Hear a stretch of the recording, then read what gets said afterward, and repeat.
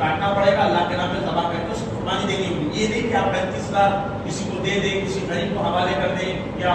Donate کر دیں اور یہ کہیں کہ مجھے قربانی کا ثواب مل گیا ہے، بالکل نہیں ہے۔ آپ کو قربانی کا جانور خریدنا پڑے گا، قیمت ادا کرنے سے قربانی کا ثواب نہیں ملے گا۔ قربانی کے مسائل میں سے مسئلہ یہ ہے کہ جو کوئی قربانی کی تجارت کرتے، جانوروں کی تجارت کرتے، حلال ہے، جانوروں کو خریدنا، لانا، بیچنا حلال ہے، لیکن بیچنے والے کے لیے ایک شرط ہے اور خریدنے والے کے لیے ایک شرط ہے۔ قربانی کا جانور آپ جب بیچیں تو جو قیمت میں آپ نے خریدا ہے وہی قیمت آگے والے کو بتائیں گے۔ مثال کے طور پر آپ نے 40,000 میں جانور خریدا ہے، بیچنے والے کو آپ یہ نہیں بتائیں گے کہ یار مجھے ہی نہیں پڑا ہے، میں تو 45 میں خریدا ہوں، جب تو آپ کو 40 میں ملا ہے، آپ نے آگے والے کو بیچنے کے لیے 45 بتایا ہے، 5 بڑھ کے بتایا ہے۔ یعنی نبی علیہ السلام نے فرمایا جس نے جھوٹ بول کر تجارت کی، اللہ تعالیٰ قیامت کے دن اس کو نظر رحمت سے نہیں دیکھے گا اور اس